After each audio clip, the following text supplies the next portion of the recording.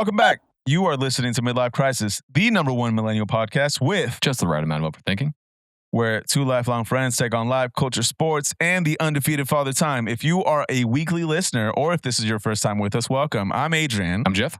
We have Garrett Swanson joining us today. We met Garrett in middle school, became great friends. I've been lucky enough to stay in contact with Garrett and watch his career in football take off, both as a player and now as a coach. Garrett went to Fresno State and was the punter and kicker for their team from 2012 to 2015. He then signed with the Arizona Cardinals and was their punter for a year. And then following that season, he moved into coaching.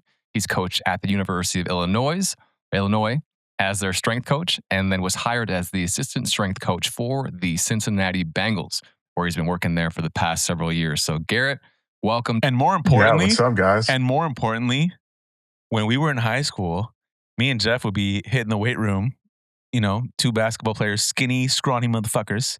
And then we would be doing our best to keep up. And Garrett would be like, "What the fuck are y'all doing? Let me show you how to lift." We'll talk about that later. Taught us so many things. Yeah. But yeah, man, thank you for coming. How are you doing? How is the family? How's everything going for you? Good, man. Yeah, things are good. We've been in Cincinnati going on. This has been my 8th season here.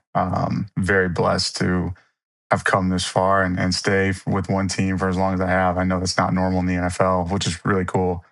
But as far as family goes, family is great. It's busy. We just had our 5-year-old. She had her birthday yesterday, nice. Which is ironically Joey Tompkins' birthday too. Yeah. So that was really cool. We got to celebrate that. She's 5. We have another little one turning 4. And then we have our little guy who's turning 2 next month. So we got our hands full. Me and my wife had our hands full for sure. We got a whole team on. How's Alcie doing? She's good. Yeah, she's good. She's taken on a few things since we've been here. First, she was doing like little things here and there when we first got here. And then we had our first child. This was right after COVID. Obviously all that stuff kind of shut down and there wasn't much to do. Mm-hmm. And then after that, she started working at the University of Cincinnati and she helped out with the volleyball team. So she was a GA for the volleyball team there at UC. And so she got her master's there. Hasn't done anything outside of that as far as being the mother of our children. And she has been kicking ass at that. So she's a rock star for sure. Shout out to Alcie. So going back to what Adrian said, I always thought that you were the hardest worker in the room. We looked up to you, I would say, for your work ethic and passion. Shared a lot of time in the weight room with you, where you taught us how to, bench the right way, squat the right way. Do things right. Do you have any, we definitely weren't doing it right. Do you have any funny memories or interesting stories from us that you remember from high school? There was one, obviously the weight room stories are great, but there was one time, and you guys might have to refresh my memory. I don't even know if Adrian was playing with us, but I think there's one time when we played 2-on-2, and I might have been partnered up with like Nick Nocella, and I was playing you, Jeff, and it might have been you, Adrian. I don't remember, but I just remember thinking like, oh yeah, like I can hoop with these guys. Like I haven't hooped since like the YMCA and NJB. And I'm like, okay, it's been so many years. I'm like, I can hang. Boy, was I wrong. I mean, it's like, I feel like you guys kicked our ass, whoever I was with. Nick Nocella. What a dog that guy was. Dude, Nick had just this way of like, he would literally just do this and like, it would just go in. Throw the ball up and it would drop. Yeah. He's like, no effort. The best touch around. He's like Jokic, dude. I think I can. He's like Jokic was. Jokic before Jokic. Yeah. I actually think I remember Garrett's jump shot. I think it was pretty stiff. I'm not going to lie. It wasn't the best looking jumper. Wet ball. It's kind of cool because in our weight room right now, we have an actual hoop. Yeah. And so there's a lot of good little mini games that go on. No one's really playing one-on-one. That'd be a liability. But there's definitely a lot of, pig type of horse going games going on or, play knockout. It's fun. Yeah. But stuff like that, it's good. And it builds good, esprit de corps, team camaraderie. It's good to have a nice basketball hoop. Yeah, you gotta, have this moment to talk do you play shit with them? I try when I can. Yeah. Yeah. Yeah, and it's good to compete and show them that you can hang, Who's got the best jumper on the Bengals? T. Higgins, not even close. Is it? My Oh guy. yeah, when you get a chance, go look up some Adrian's. T. Higgins highlights from high school. Okay. He's a baller. Oh, did he hoop in high Okay. school? Nice. Oh yeah, Oh, he was nice. See, I knew I liked him for a reason. Yeah, he was nice. Yeah. I want to toss in a memory here. I have a distinct memory Okay. where Okay. Jeff and I were in the weight room, and I mean, now face is filled in a little bit more. But back then, I don't know if you remember, I was very skinny, very skinny high school kid. Me and Jeff would lift weights every fucking day, basically. And I remember we had been at this for like half a year at least, if not more. And Jeff started getting buff. Do you remember Jeff in high school? He had some definition. I was like, damn, Jeff. For like a year. But him and I were like as strong as each other, but like you could not tell with me at all. Like I had no change. It was like I got stronger, but I was just still scrawny. And then Jeff is over here like, sup, But then one day we're in the weight room. I remember this. And then you come in, you're coaching us basically, like giving us like the full, you're blessing us with the knowledge, brother, on how to like live properly. Yeah. And then this is what I remember. I remember you being like, damn, Jeff, you look buff. Adrian, you don't. Good memory, though. I No told doubt. my dad that we were doing this, and he asked if you could just quickly, Garrett, share the story of back in high school when my dad almost ruined your entire playing career. Oh, yeah. Real quick though, shout out to your dad, man. Like, I think your dad is someone who just, when you become a coach, and especially when you're working with little kids, like you want to embody Rod Warren. Yeah. Like, he's a dude who just like got any kid, as long as they were on the team, he tried to find an opportunity for someone to get on the field in some capacity. Yeah, So he always kept it light. It was never too serious. And, so to your question, that memory, yeah, we were, I was playing JV at the time, and he designed this fake punt. I think we ran one successfully earlier in the season. And so we did another one. We were at JW North High School and called the fake punt, and I ran towards the sideline. Someone tackled me. I felt the pop in my knee, and I'm like, that's not normal. Yeah. And so, I kind of go off the sideline. I can't go back in. And I forget who, there's some athletic trainer who was there. And they're like, oh, yeah, you should probably get this checked out. But, if you're fine, you're fine. So I'm like, I don't know any different. And weirdly, I put some ice on it, which everyone does. And I just let the swelling go down. And probably like a couple weeks later, don't really notice it. And my knee kept clicking. And it wasn't until a few months later that I finally got checked out at the sports clinic in Riverside. And they're like, oh, yeah, you tore your ACL. Oh, God. And I was like, shit. I was like, what? So I had surgery a month later, and that was going into my senior season. So that's crazy. It was could have derailed, but didn't. Yeah. I just remember he felt so bad about that. And I think Coach Mush was so pissed. It's like, why are you running a fake punt with the best player on our goddamn team? And I don't know if you're going to bring this up later. You probably are. I haven't gone down that far in the notes, but the fucking game where you hit that long ass fucking field goal, you're goated, dude. You're goated. 60 yards. Yeah. You beast. And this is after you tore the ACL. Yeah. So it's funny because Coach Mush probably was pissed because I was doing double duty playing JV, and then I'd go on the varsity team because I think at the time the quarterback had gotten hurt and he happened to be our kicker. And so they just said, hey, like, we're just going to have him play quarterback. We'll just have you play both. And so I was like, all right, cool. Yeah. And it fortunately was like the last game of the season. So I just missed the last game for varsity. Didn't make the playoffs. All good. But I want to say it was like a year to the day almost of when I tore my ACL to when I hit that 60-yarder. So going junior season and then going into my senior year when I hit that one against Centennial. Dude, and it was, I think, the best moment of our entire senior football season, right? Yeah, it was pretty cool. Legit. It was sick. Yeah. When they called you out there for that, what do you remember? And did you know it was 60 yards? I don't quite remember like the actual thinking that it was 60 yards in the moment. I did remember that in that week specifically, I was feeling really good. My knee was feeling really good. And I'd hit a couple 60 plus. So Yeah. they'd have like a 5-minute special teams period in practice. And Coach Corden at the time, he'd just say, back it up, back it up, back it up. And so I think I got close to like 63 or 64 at the time. And so I think that's what gave him the confidence to run me out there when we were, in the game. And in the game itself, though, I had missed like a 40 something, 42 and a 45. So I was 0 for 2 at that point. And then he's like, hey, run it out there. And we run out. Yeah. And I just tried to hit it as hard as I could. Yeah. Went straight. It just went straight, hit the crossbar, and I think bounced in.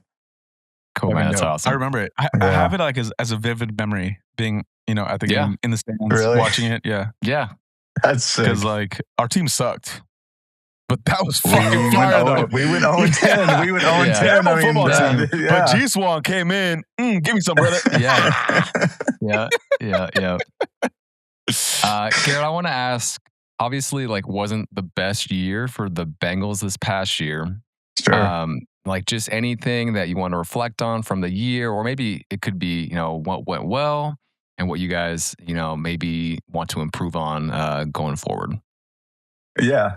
I think the first few years that we've been here, some of the narrative, if you just look at media and stuff like that, it's been a slow start to the season. Yeah. And, that's partially true because like we would get, we would start a little slow as far as like actual wins and losses would go. And then later in the season, we'd pick it up and we'd win really close games. We'd win big games.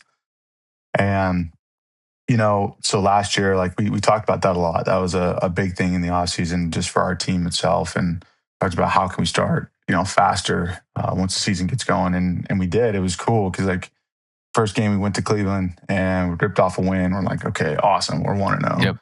And for us too, like even playing the Browns, like it's been tough. Like every time we play them, whether it's there or at our place, it's going to be a freaking knockdown, drag out game. Like it's going to go down to the wire. And then, we play the second game. And unfortunately this year we had the Jaguars at home, like halfway through the game, and Burrow freaking hurt his toe, and that was tough. But Jake Browning came in and, finished out that game, and that was awesome. And all of a sudden we're 2-0, you know? So I think it's just building on that, right? Like taking that into next season and saying like, all right, we've shown that in the past we can finish strong. And we have shown that we can start fast as well in the first, few games of the season, where in the past we haven't. So how can we put that all together? As staff, do you get media training? No. Really? Okay. No. Yeah. You're good. You're good, man. I appreciate it, man. Yeah. Real quick too. I want to take a second to like back up, right? Because we're talking because we know what you do and who you are. Let's back up and assume that, someone is going to be listening and be like, who's Garrett? And like, while we have set it up, we haven't fully set it up. So like, obviously Jeff did the intro and he gave like your history, but like for you, give us like the breakdown, the context. Like you are on the staff for the Cincinnati Bengals, but like, give us the story, like give us the spiel, brother. Yeah, man. I'm an assistant strength coach for the Cincinnati Bengals. Been in this role for, like I said, beginning here, this is going to be my 8th season. Before that, I was an assistant strength coach at the University of Illinois for 2 seasons. And, I would never really planned on getting into strength and conditioning. Mm-hmm. It was always, I was really more intrigued with the idea of injuries and how people got injured and how they rehab from that. So more of the rehabilitation side of things. More like physical therapy, athletic trainer type of vibe. And it wasn't until I got to Fresno State and I actually met my boss. So my boss here was my head strength coach at Fresno at the time. And I probably had, I don't know that many people have this type of relationship with their head strength coach, but it started off my freshman season. And being a kicker, punter, specialist, whatever you want to call it, it was super unique in the fact that when we were freshmen, and really it was my buddy who was the long snapper, he reached out to me in training camp and we just had downtime. So and all those guys had meetings. We'd be in the locker room doing whatever, and he'd be like, "Hey, do you want to go get another lift?" Be like, "Yeah, dude, like absolutely, like let's go." Yeah. And so we roll over to the weight room, and Coach Bose opens the weight room up, and myself, Coach Bose, and my buddy Dylan, who was the long snapper, we all lifted for an hour, and we did this for the next 4 years. It became a normal thing, and so my relationship with Joey Bose, grew exponentially. It was awesome. And then when I finished playing, I was at when I finished at Fresno, or kind of towards the end, I got my degree in exercise science, which kind of like helped set me up for this path. He'd always say, "Hey, what do you want to do when you're done? What do you want to do when you're done?" It's like, I think I want to be a strength coach, but I'm not sure, Yeah. So then he leaves right after my senior year to Illinois. And we just always stayed in touch. He'd be like, "Hey man, like, do you wanna get into this? Like I might have a spot." So then I get cut from the Cardinals, and he calls me one day and says, "Hey, I might have a guy who's looking at another job here in the next couple of weeks or couple months, whatever it was. Just make sure you have all your stuff ready." And I'm like, "All right." So don't really hear much from him for a couple of months, and then I'm substitute teaching, ironically, at King, just to kind of keep the NFL team alive. If any, if any other NFL teams call, I still got my thing going. And he calls me, and I forget. You guys probably know better than me. Who was the teacher at King who went to Purdue, had all the Purdue stuff? Like, it's Terry Paget. Okay, Mr. Paget. Yep. Yeah. I was doing his class, and I think it was like third or fourth period. And he calls me, and he's like, "Hey man," he's like, "one of my assistants just left. He's like, "Do you want a job?" And I'm like, "Oh my God, yes, absolutely." Yeah. And, so I call him back, and I'm like, "When do I start?" He's like, "I need you here by next Monday." So I packed up all my stuff and left, and I was working in Illinois probably within about a week or so. That's dope. So, and that's how it started. And then we just kept rolling. Kept rolling and went to Cincinnati. So he's still with you with the Bengals, right? Yeah. Yep. Jeff and I would like to take credit for clearly the strength coach path was already in the cards when you were over here overseeing these two motherfuckers. Y'all motherfuckers don't know what you're doing. Let me help you out. So moving from Illinois to the Bengals, did that just kind of happen naturally when he left as well? He's like, "Come with me." Yeah. So he, Coach Taylor, he got named the head coach, and Joey, he was always in contact with him as well. They'd worked together years before at another stop, specifically Texas A&M. And so like just through the years, just like with anybody, they kept in touch. And when he left, he's like, "Hey man, I'm trying to bring you, but we'll see. I just don't know how it works there," because everyone's kind of different with how they operate. Some NFL teams, I think there's some with like 7 or 8 strength coaches, and they have different roles and responsibilities, but we have 3, and it's kind of unique. And when we first got here, there was 2, and it was just a small staff. And so fortunately, he was able to bring me, and I essentially, resigned from Illinois and came here. I want to ask about the Super Bowl back in 22. Any memories that stand out for you? I know you guys, obviously, didn't win, but still just getting there. Super impressive. We loved watching you. And also, I need to say that even though I'm a Lions fan, I love watching the Bengals every week. This motherfucker So put on a polo. You see this? He put on a polo for this fucking episode. Fuck this guy. I had to. But I hope I don't bug you, I'm Garrett, gonna when I text Garrett. you. He works for the Bengals. Let me put on my Lions polo. Oh. What's funny about this whole interaction right now is that because we're doing this remote, I have myself in the corner of the screen, so I cannot see that Jeff is wearing this Lions polo. I thought he was wearing a blue polo. Yeah. You know what? Good. I was like, I'm gonna throw it on. Dang, I lost my train of thought now. I am wearing a Lions polo. Good. I was gonna say, I hope that I don't bug you, Garrett, when I text you, before a game saying good luck or after a game, and I'm like, "Oh, that was fucking awesome, great win." But I love watching the Bengals if they're on or it's sick. Whatever. I appreciate it. So Oh, you got a lot real of quick. support over here. Memories popping up in my head. So during the season, there was a Bengals game that I think Jeff was over. We were watching it, and you popped up on screen. I think it might have been like during a touchdown or something. But like you were like, I think you did like a jump with someone. Like you like high fived or you fucking did like a bump. And I was like, G-Swan, you know. And then Jeff didn't see it, but I was hyped. I was like, I know that guy. Yeah. Anyway, sorry. ADHD brain over here. No, I was going to say, it's funny because now that I've watched you for so long over the years, on TV, I can clearly see, like, I know your walk. I can even know, like, when the camera's not close. I'm like, oh, there's Garrett right there in the middle. You know his walk, dude? That's creepy. Yeah. That's creepy. Does that sound weird? Yeah. I know his walk. What are you going to say, Garrett? No, just people hit me with that, though. So from time to time, I'll be like, oh, dude, I saw you on on television and, great win or whatever it is, or good luck and stuff like that. So it's always good. I appreciate it. And, always want to win, obviously. You talked about the Super Bowl. Dude, it was awesome. Just kind of like a quick recap, like reminiscing on that season. I think it was so crazy because at one point, I think we were like 7-7. And then we racked off a couple wins and all of a sudden we won the AFC North, clinched a playoff berth. And then we go and play the Raiders. And that was kind of a cool moment for me because I was college teammates with Derek Carr. At the time, he was starting quarterback for the Raiders, and they came to our place. And that was a nail biter. I mean, really, our whole playoff experience was a nail biter. But the Raiders game was a playoff game? Yeah. Oh, okay. Yep. It was the first one. They were the wild card team. We were the home team. And so then we played the second game, and that was a divisional, I think, against the Tennessee Titans.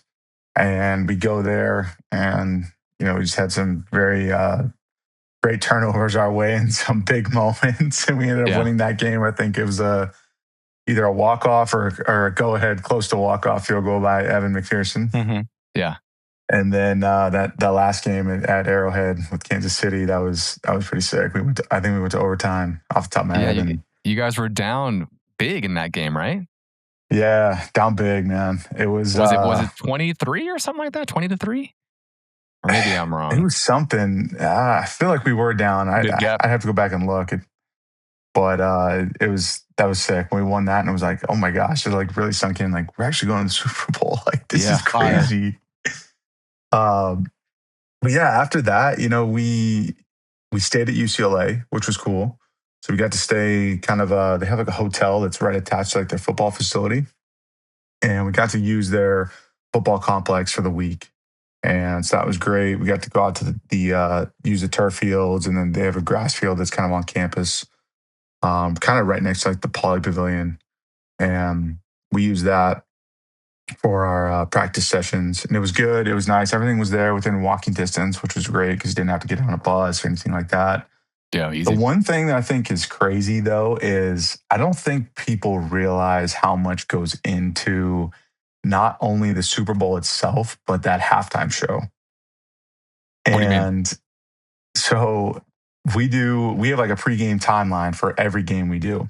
Okay. The NFL will send us like, hey, this is when this starts. This is when the national anthem starts. Show, right. This is the 2-minute warning. Yeah. And so we kind of time it up for our team. We have like a segment of time where our team, just so we can keep them on the same frequency week in and week out, so that every time we don't really go off an actual like time, 8:15 or anything like that, just because we play at different times, play in different places. And some are prime time, some are 1 o'clock. So what we try to do is we try to go off a game clock, and we'll say stretches at 42 minutes from kick at every location, right? We come back in the locker room at 30 minutes at every location. The Super Bowl, though, they gave us, and normally they'll send you for whatever team you're playing. It'll be one version. Here you go, boom, then you got it for the week. The Super Bowl halftime show, when we went to SoFi, and that was like Eminem, Dr. Dre, 50 Cent. Yeah. I want to say leading up until when they gave us the final one, there's 24 versions of the pregame timeline that they sent us. Like accounting for everything that could happen type of thing. Yes. And things that they like added, they subtracted. And they went through so many dress rehearsals too on the actual performance. Yeah. Because that was another thing that we were dealing with was a longer halftime. Halftime in the NFL is 13 minutes. And we're like, okay, 13 minutes normal. And then it's like another 13. So it's somewhere close to 30. And you're like, okay, what are we going to do for another 15 minutes after we're in there, you know? So we just kind of like sparked up some ideas of different plans of where we could, you know, get guys a little activated from sitting and move them around a little bit, spark them up before we go out for the second half. Those were some things we talked about. And then even in the beginning pregame timeline, there was, you know, the national anthem. I think The Rock went on the field and he had his little spiel. And, you know, it was all great. But, man, it was so calculated. Yeah. Everyone came out exactly like on the dot. And it was just important that our team was out there at the times that they said we were supposed to be out there too. Right. I think I saw that was it Coach Vrabel for the Pats this year?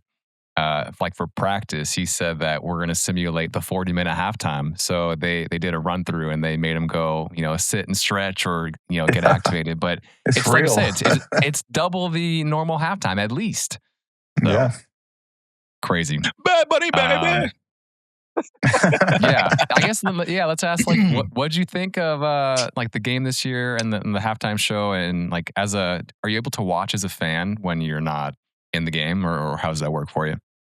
Yeah, no, certainly. I think when the season's over, those first initial playoff games are kind of tough, you know, and you have this realization though that's like it's so crazy. Like there's some teams that could be so good and have great records, and you miss the playoffs, and to get to the end and then realize like we're both sitting on the couch watching this playoff game is kind of like a wild, like just self-realization. But then you get in the playoffs, you know, the wild card, it's like, okay. But then I feel like once the divisional games pick up and then the conference championship games pick up, it starts to get super tight and interesting. And I thought this year the playoffs were really good. I mean, there was Packers, Green Bay was great. The Rams, Chicago was great. You know, I just thought that it was so good. And it's going to the Super Bowl, you know, with the Seahawks. I think it just shows you defense wins games, man. Yeah. Having a good defense, being able to run the ball, control the clock. They were good, man. They were good. Yeah. I'm just a hater. Sorry. Yeah, no, it was they played a great game, man. And it just goes to show like if you can have a great defense and you have the ability to control the clock and manage the game that way and always be in control, hard to lose. What are your favorite like personalities across the league? And it could be on the Bengals. It could be just like other coaches that you've met, other players that you've met from your 8 years. Anybody stand out? It's just like fun to talk to, fun to hang out with, fun to be around. Yeah. Dude, first of all, so many different personalities, right? Oh yeah. There's guys who you can shoot the shit with and just it's normal. There's other guys who might be more extroverted, might be more introverted. There's just a wide range. Everyone's kind of different, but they're all good for different reasons too. And I also think that's everyone's personality to some degree is what makes them like tick. Yeah. And it just shows like how competitive they are too. So it's different in the sense of where strength and conditioning, I think people think, oh, like you're just a strength coach, but there's a lot of like sports psychology that goes into it too, because you are talking with these players and there's frustration maybe about how the game went or how they played. And you know, there's weight room sessions that end up might be an hour long and then turns into an hour and a half because of how much, that sports psychology aspect where you're trying to help them offload that frustration that they have.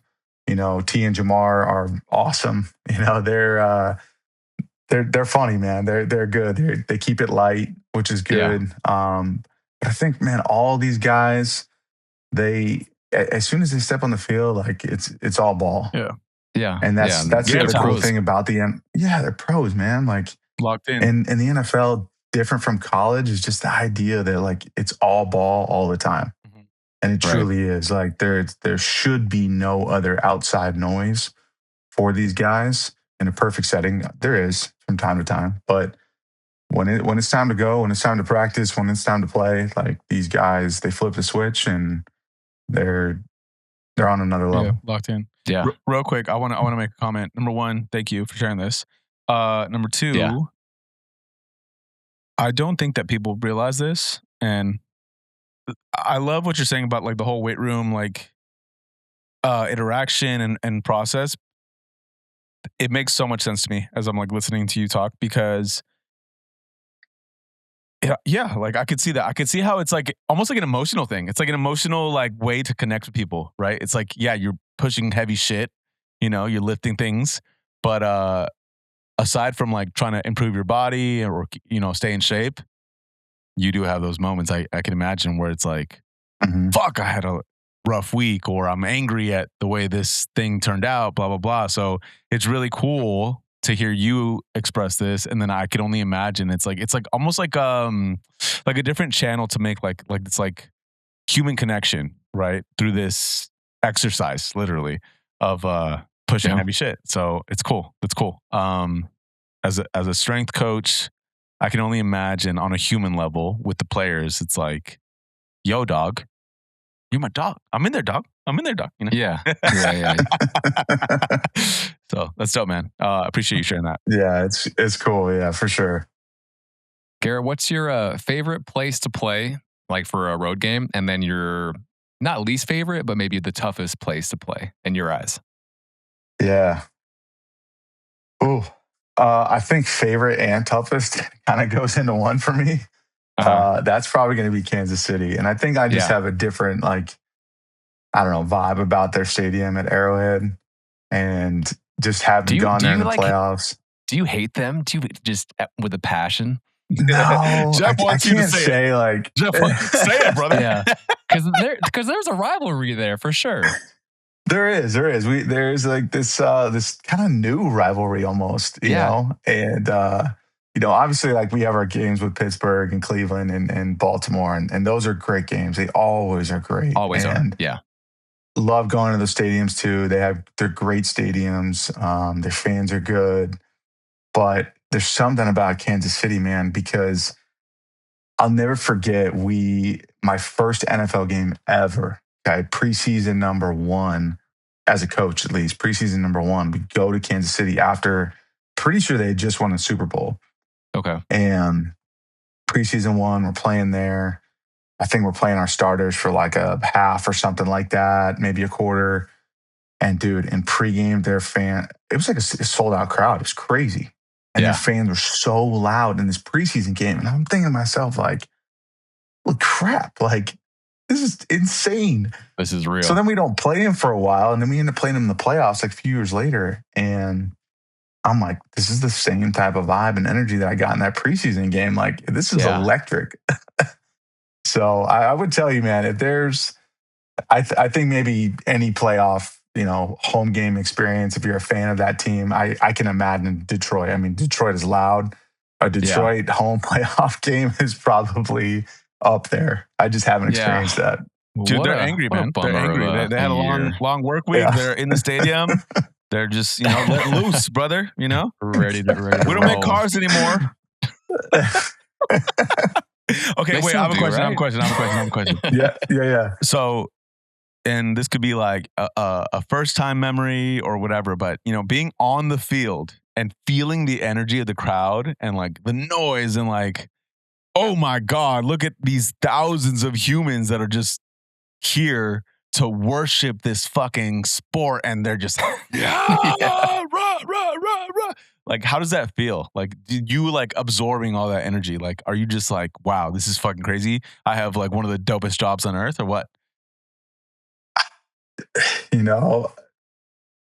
So I think for me, I might be different from others, but having played college sports already and played at some big spots, playing at Oregon, playing at the Coliseum, playing at Ole Miss, like, to me, like being in those moments and then having an opportunity to step foot in the NFL with the Cardinals, I wasn't awestruck in those moments being a coach. It just like, it's just another day.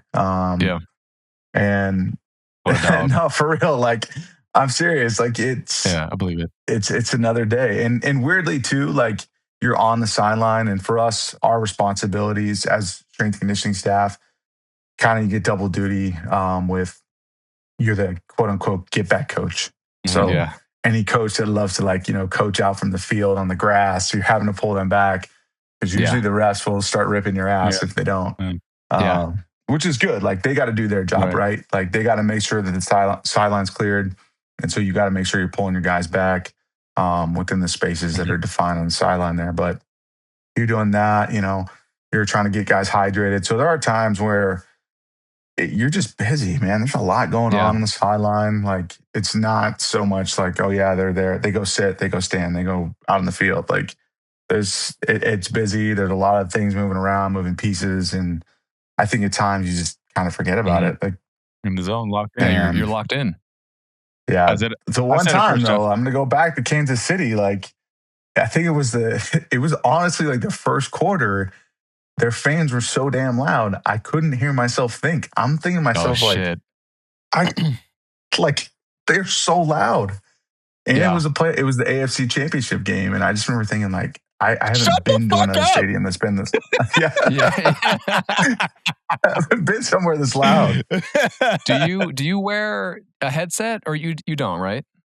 No, I did at Illinois. I helped out with the defense, charting some of the plays. And then my second year there, I helped out with special teams and helped out with subbing and just making sure guys that were, on defense, they were getting out to the punt team and stuff like that. So we have enough guys so far to do that with our staff here. But yeah, that's what I used to do at Illinois. An intricate question, I guess, for NFL offense. So say you're playing in the AFC Championship game and you can't think, like you said, you can't even hear yourself. So I know every team's a little bit different, but what does Joe do in the huddle and then at the line of scrimmage to get the play or to get everybody on the same page? Yeah. Are you even allowed to say? I don't know. No, he does Joe Burrow. I mean, I'll tell you this. So I don't know if you know this, but when the coach calls a play in, you have the countdown play clock. Yeah. And it's either counting down from 40 or 25, depending on the situation. But as soon as it hits 15 seconds, whatever coach is saying to said quarterback, it shuts off. Right. So, just depending on what happens, you may not get the play call in. And then you'll see this a lot, from players and stuff like that. And that's usually pump the clock, right? To pump the play clock back up to usually 25 seconds just to reset it. But if for some reason the refs don't reset it, that'll shut off. And if, weirdly, sometimes the comms go out in his helmet. And so if it's a situation where he's got to do it and we can't take a timeout and or something like that, like he'll just call the play. So he'll call from the wristband usually, and he has a really good feel. He's been in this offense for however many years with Coach Taylor, and I think he has a really good feel for situational football, what to do. And, I think it might have been, there was a stretch, I feel like, when we played one team and his helmet went out. And I feel like he called, like, we had to go, like, no huddle. We couldn't call any timeouts. Yeah. And he called, like, 4 or 5 plays in a row. And it was like, he crushed it. Yeah. He just so working. so that was cool.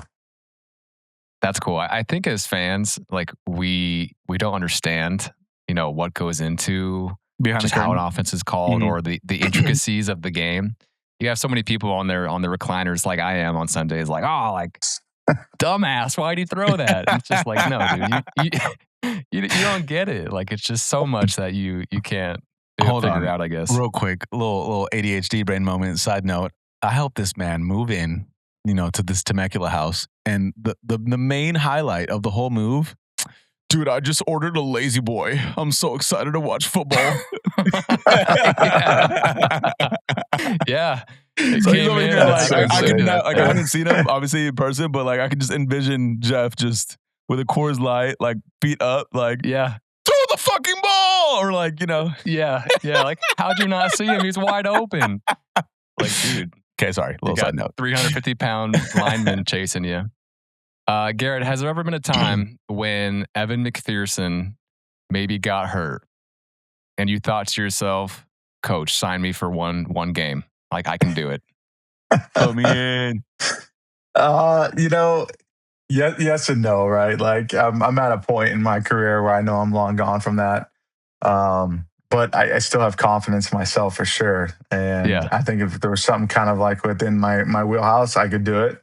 Maybe not a 60 yarder, but there was this one time where I was at Illinois, and I want to say I was like 2 years removed from like kicking anything. And our place kicker there is Chase McLaughlin. He's currently the place kicker for the Tampa Bay Buccaneers. Yep. He's been in the NFL for, I don't know, maybe 10 years now, 9 years.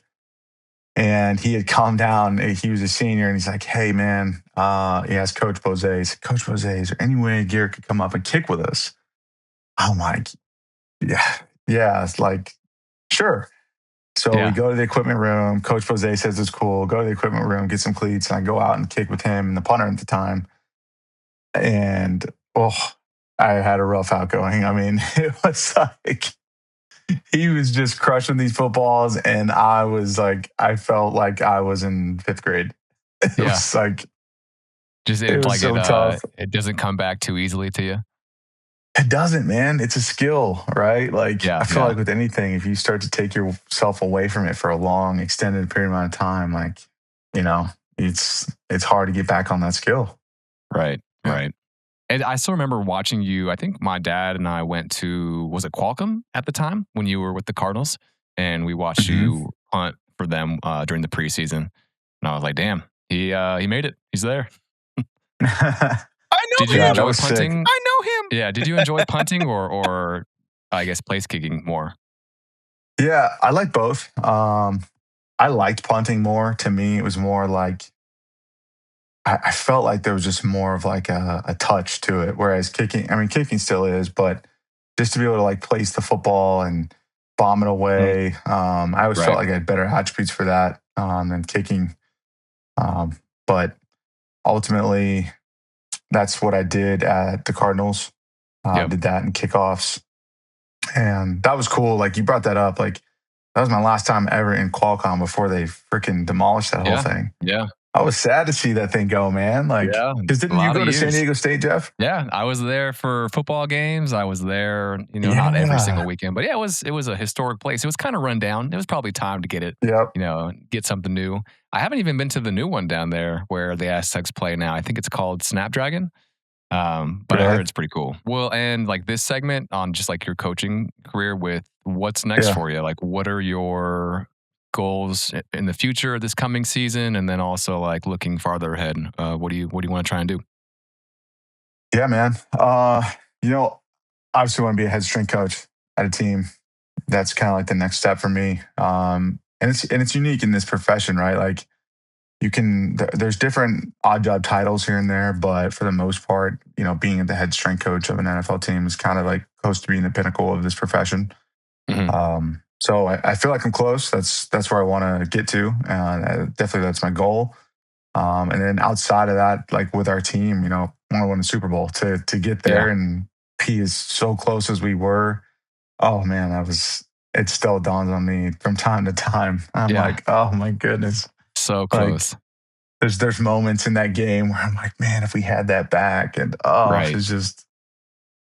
it's tough. When you go that far, man, it's tough when you lose that game. You're like, oh. So you still think about it when you wake up sometimes? You're like, damn it, we had it. I do, man. Like, and even when I see some of these players, like I see Cooper Kupp crushing it with the Seahawks. And, I think for us, we were up leading the game. And I think you ran some sort of like crossing route against one of our linebackers, and Logan Wilson like maybe tugged on him a little bit too much, and they threw a pass interference flag, and then now they're first down inside the goal, and it's like, oh my god, like, it's just like these small moments. Yeah, like give me that back, please. Let's do something different. Yeah. Are you going to coach your kids in their sports? Oh, that's a great question. I don't know. I think I want to be an assistant coach. And I say that because partially just, time commitment. Seeing other guys on staff and other guys I've coached with, it seems like that's like the going thing. And I don't know if that's because like you get so maybe it's not that you get burnt out, but you're coaching other people. You're coaching all the time, Yeah. and then you got to go coach your kids too. And that's definitely a blessing to be able to do that. But I just think too, from a time commitment, like I know a couple guys on staff, when we travel on Saturdays to go to a Sunday game, like they're missing all the games on Saturday. So I don't know that you could be the head coach for certain sports or even like stuff that's a fall sport, especially, Right. But I think I want to be an assistant coach and definitely help out with whatever and as much as I can, just to be involved and certainly coach effort and technique and definitely. those types of things like I was doing with you guys. I mean, maybe I'm wrong here, but I mean, I'm a dad too, so I imagine that part of that is also like you kind of want to give your kids agency to try to figure it out on their own, and almost like give permission to someone else to educate them because you're doing it every day anyway, right? So it's like all the time. Exactly. So it's like, hey, go figure it out, and if you need me, I'll be here. So yeah. Okay, so I do have a question, and it's more of a just like a life like observation thing. Like, you I guess give me your job's fucking dope, right? Like, so it's incredible. So like, I guess just as the last like piece of this segment, give me like, do you have moments where you're just like, wow, like you wake up and you're like, this is my fucking job, like, wow, like fucking sick. So like, just walk us through that moment, like just. You're a fucking stud, brother. Okay. And then like now you're here and you've done amazing shit and you will continue to do amazing things. But like just the reflection of you, your path so far, your journey, just give us like your human experience, just looking at your life professionally and how you feel. Yeah, no, it is pretty cool. I couldn't sit here and say like it's not, like it is cool. Yeah. To be able to go to the games and travel and interact with the guys the way we do, to coach them up, to have the conversations, to learn about them, to learn about their families. Like it's so unique. It's so cool. And yeah, there are times it's cool because there's I forget if it's I think it's on your right shoulder on like pretty much every piece of equipment you have. The shield is on there, the NFL shield. Mm-hmm. And there's times where it's like, you kind of like, you might like look at it, you see someone else wearing it, and you're like, man, like, yeah, I'm in the NFL. Like, this is pretty sweet, man. And I think with that too, like but it's like with any job, if it's important to you and you really enjoy what you do, you want to put in the time, you want to put in the effort, you want to make sure you're doing everything you can to not only just keep your job, but to just make sure that you're trying to just fulfill everything you can to maximize this moment. Do a great job. Win all the games, go to playoffs, win the Super Bowl. Yeah. But dude, it's so cool. It's a blessing. Like I said before, like I didn't even know this was a thing. Yeah. Like coming out of high school, I did not know this was a thing at all. And I think it's cool. And I think it's gained some traction too. I think more and more people are starting to realize like this is a profession. It's a serious profession. There's a ton of like education and certifications that you have to get and to be able to even step foot in these ranks. So I do appreciate that, the way the profession's going. I think it's cool. And I got to pinch myself sometimes for sure. Yeah. Obviously, Jeff knows you better than me, but we have memories and stuff going back to high school. But for as much as I know of you and as long as I have known you, it just makes so much sense. It's like this was meant for you, dude. This was meant for you. So you ever just have moments where you walk by a mirror and you do this, you're just like, and then you're like, I'm a fucking dog, You ever do that? I can't say that I do it. No, I don't. All right. Well, but it's so funny because real quick, just to like add on that, like forever, my goal was to get to the NFL, and I thought about it in high school. I got to college. I wanted to play in the NFL. I had a quick stint, and I used to like tell myself on a daily basis, like, you're going to go to the NFL.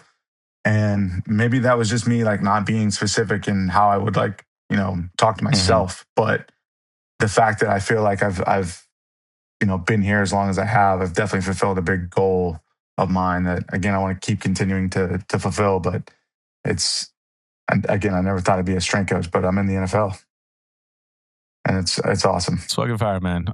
Yeah, we admire you. We're proud of you, and yeah, it's a blessing. So proud. I have one more story request, Garrett, for you before we Okay. kind of finish the podcast. So my wife, Victoria, she you were best friends with her brother, Joey, growing up. And I told Tori that we were going to have you on, and she was like, "Oh, tell Garrett that he was always the favorite of my brother's friends." So I had to tell you that. And then also, when we were out to dinner the other day with the Tompkins family, they said, "Please ask Garrett to share the story of his third child being born." And this kind of relates to coaching as well, still. But if you don't mind, can you share what happened with that? Certainly. Yeah. So I feel like I have to give a little bit of context to the situation with where my mind was going. So I don't, so it's not like I'm insane. But with my first two kids, it was, and everyone kind of tells you this, I feel like, when you have kids, is, hey, it's going to be a long day. It's it's an experience, all these things, pack your bag. It could be an all-nighter. Yeah. So you hear it from everybody, right? So first kid we have, definitely an all-day thing. I mean, I think we got in at like 5:30 in the morning, didn't have our first child, Charlie, until like, 5 or 6 o'clock that night. Second child, same thing, kind of got in the morning. And then I don't think we had Casey until like 8 o'clock at night. So prior to having our third child, it's, a 12-hour plus deal. Yeah. And I remember vividly like sitting in the room. My wife would have ups and downs. And then when it got to game time, things picked up. So then our last child, it's getting close to that 40-week mark. And prior to that, my wife was 40 weeks and 4 days with both the first two children. So I'm thinking like, all right, my wife's going to go 40 weeks. Like, we'll be good. So at this point in time, my buddy, weirdly, it was a weird time. My boss had vacation, and my buddy Todd, who I played with him at Fresno, he just left Cincinnati to go be the strength coach at the Green Bay Packers. Shout out him. He just got the head strength coach job at the Miami Dolphins too. So nice. Yeah, he's doing some big things. But so he just left, and within like a week or so. And so now I'm solo at work, and it's fine to be solo, but we have some guys in the off season. Sometimes it can be busy, sometimes it's light. Well, never forget, it was Good Friday. Told the guys, hey, come in, and we had a few guys in, and we were going to squat. And so I get to work, I'm setting things up. It's probably like 7 a.m. And my wife, I think she texted me and she said, hey, like today might be the day. And I'm like, okay, like, cool. Like, yeah, I'm with you. I'm thinking like, okay, it's 7 p.m. Like, what am I going to have for lunch? Like, this is where my head's going. So 7:45 rolls around. A couple of the guys come in, start to pick it up. And I just give them like a heads up, hey guys, like, my wife might have a child today. I don't know when, but it's today. I'm about to go pull this baby out. Yeah. So then, we start warming up, getting into the swing of things, and I run down in the training room to see if they can have a guy come down and cover in case I have to leave because there's no one else to cover for us. So I run down there, come back. At this point, it's probably like 8 o'clock in the morning. I'm like, all right, guys, let's just knock this out real quick because now I'm starting to get some texts more and more from my wife and from her parents, like, hey, like you should probably come. Yeah. Like this is getting more than what we thought. And I'm like, oh crap. So we're like in the middle of like the third set. We have like 4 sets of squatting. We have like an actual workout. And so then I tell them like after this one, I'm like, guys, I'm going to leave after this. And so I get a call from my mother-in-law, and all I do is I have my phone on my hip with me and I'm like spotting somebody. I pick up the phone. She's like, Garrett, get here now. And I'm like, shit. Oh crap. So I hop in my car and I'm flying down, the main strip to get to my house. and I'm probably 5 minutes away. And at this point, it's probably like 8:30. So again, an hour and a half from when my wife originally texted me. Probably 8:30, and she goes, or I get a phone call on my car thing, and it says, "Hey, my mother-in-law." So I pick it up. I'm like, "Hey," and it's a guy's voice, and I'm like, "Hello, hi, this is so and so at Cincinnati Fire Department. Your wife just had the baby at your house." Oh shit. And I'm like, "Wait, what?" And so I freaking get there, and I come to find out like they couldn't find the keys to the van. And my wife just started having contractions there in the house. And so she ultimately had the baby. They were able to put some towels out, but my wife just had the baby within a couple pushes on the garage. Damn. At the house. That is crazy. Yeah, so Alcy is, like I said before, she's a She's a rock star. fucking That G. just Yeah, confirmed her rock star status. That is crazy. Yeah, so that was our little guy. So he's just gonna be a stud too. So. Yeah.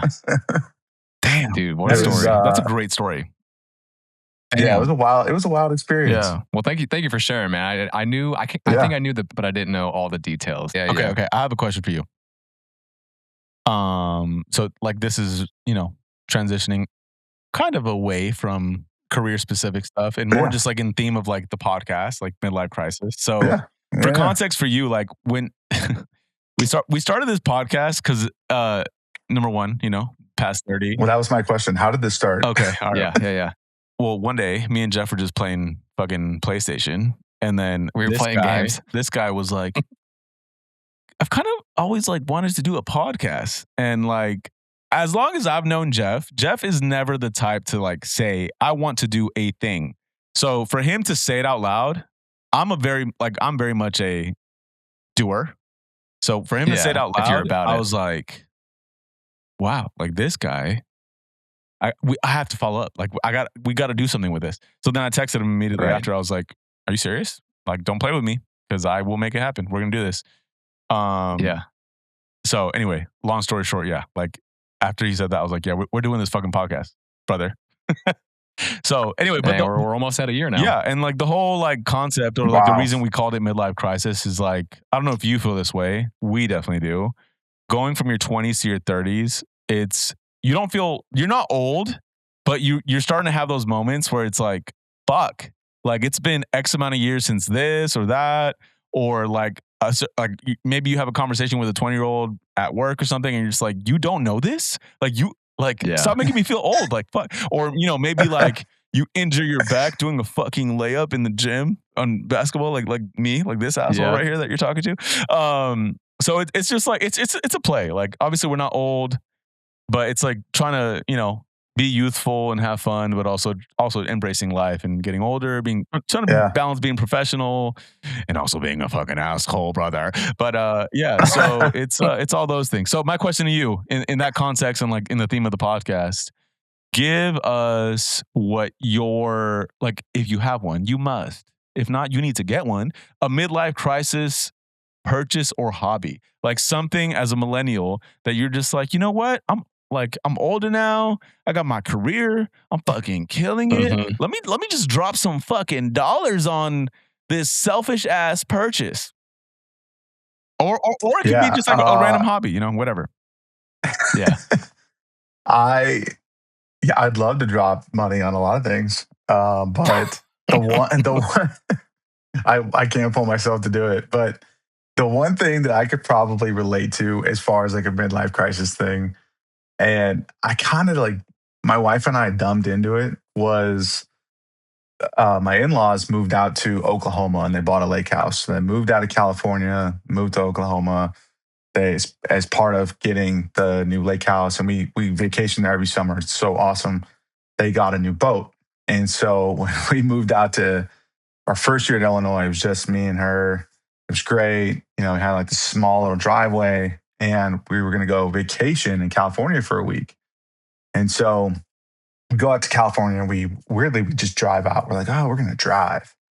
And at the end of the week, we went with just my truck, and we came back with the boat that they didn't want to sell because they bought a new boat for the lake in Oklahoma. They're like, hey, and this boat's been like 25 years old. It's been so good to them. And somehow we thought it'd be a great idea. Like, let's get this boat. Yeah. So we drive the boat. This is probably like the first telltale sign that this was a bad idea, because within 30 minutes of driving the boat from California all the way to Illinois, 2 of the tires popped on the trailer. Oh. And we are like in the middle of nowhere. And we had to get like this mobile tire service come out to like fix the tires in the trailer. So we get the boat out to Illinois. I mean, dude, we had this boat in our driveway, both at Illinois and here, and we probably used it like 4 times. Yeah. And it was just such a hassle. And I tell everyone who's like wants a boat, like have a house. Don't be the guy to like trailer your boat to the lake house or to the river and just think that like it's going to be a grand old time. Because dude, it takes a lot of freaking work to do those things. Yeah. Do you still have it? We don't. Oh. We got rid of it. Did you sell it? Did you give it away? We sold it, but I've told this to my in-laws too. We actually left it in Illinois. We had it at a storage facility. Yeah. And we tried to winterize it as best we could. We had it not professionally wrapped as some boats would. Like you know when you like drive by some boats in the winter and they're wrapped like white and it's like super taut. Yeah. There's a company that does those, right? Well, we didn't have that done to our boat. We just tried to do it, as best we could ourselves. So we had the boat winterized and we left it there for a whole year. And it was an outside storage facility in the state of Illinois. So we come back and there is water up to the steering wheel of the boat, frozen solid. Just imagine that. How did that happen? Just from rain, snow, everything. Shit. And then it just froze. And we drove back to just check on it. Just one random weekend. I was like, man, we got to check on the boat. So we're like, all right, because it's only 4 hours from Cincinnati. So we drive out there and it is frozen solid water up to the steering wheel. Like, can't break it. Like, yeah, what do you even insane. Do? We came back in the summer. Look at it, you just stare at it. We poured all the water out. We towed it back to Cincinnati, and I think we had it in our driveway here for a few months, and then we eventually got rid of it because we're like, it's too much. I don't know if it works. Oh my gosh, it was such a pain. Everybody always thinks like it's a good idea to get a boat, and then you get one. Dude, using it 4 times is pretty impressive. Yeah. And the funny thing too about using it 4 times is on the 4th time we used it, I invited my boss and his kids out, and we were at this lake that was like 30 minutes from the University of Illinois. So we drove it out and we're like, all right, we're gonna have a great day. It's going to be awesome. And we have a slip for it, and we had used it the day before and it was fine. We take them out, we go, I'll never forget, it starts pouring down rain. Yeah. So we wait out this rainstorm for like an hour, all huddled underneath like the little bimini top that the boat has. And like, okay, sun's coming out. We go to pull it out and something with the prop is not working. And we can't even get the boat out of the slip. And we're like, oh my goodness, like this is awful. Yeah. Just one thing after another. Like, oh, so many dude, signs. It's crazy. So many signs. So many signs. You know what I'm thinking in my head right now? I'm thinking of that scene from Wolf of Wall Street when he's on the boat. Get the lewds. I will not die sober. How is the boat definitely was like a midlife moment. What about the golf game? Are you still playing golf or not too much? Dude, I try to get out. I was frustrated last year because me and some of my college buddies, we go out to Vegas every year to play. So we'll play like once a day. And it's good. It's awesome. But it was frustrating because last year, I think here in Cincinnati, I got out one time. Yeah. Just with like weather and the off season and all that. And so when I went to Vegas with my buddies, they're all ripping like, low 90s or high 80s. And I'm like struggling. So it's, just like with anybody's golf game, it's frustrating. You got to be consistent with it and get out and practice. And I'm still shooting like 110. So I'm right there with you, dude. Adrian's like 120. I'm definitely not 120. This guy's lying. Jeff has actually gotten pretty fucking good, and it's really annoying. I haven't played in like 3 months. It's annoying. I think my best score, Garrett, was an 86. But it's not Really? usually. That's It's solid. not usually. It was like a, that. No, it was like usually a I'm par 67. 105. It was like a par 67. No, it Doesn't wasn't. count. Doesn't count. Doesn't count. Well, dude, I mean, I'm pretty much out of questions. Adrian, what are you feeling? No, this is amazing. This is a great episode, dude. Yeah. Dude, thank you so much for coming on. Do you have any other questions for us or anything else you want to share or shout outs or anything you want to plug? No, not really. I appreciate you guys having me on. Like I said, this is my first podcast, so this has been a cool experience to hang with you guys. And I haven't seen you guys in quite some time too, so it's been great to catch up and just see what things are going on in your lives. And I love the fact you guys are doing a podcast. I think that's great. I love how you guys came up with the idea of it, just kind of like spur of the moment. Yeah. So I think it's sick, and I love listening to it. Especially like for me, I'm a big podcast guy. Like I love to listen for information. So I'm big on like educational podcasts, but you guys are definitely the one when I'm looking for something that I just want to kind of have something free and easy. I don't have to think about anything and just hear some funny stuff going on. I'm definitely putting it on Midlife Crisis. Talk about, brother. Yeah, well, I like to give Jeff a hard time. He's over here all composed, and I'm like,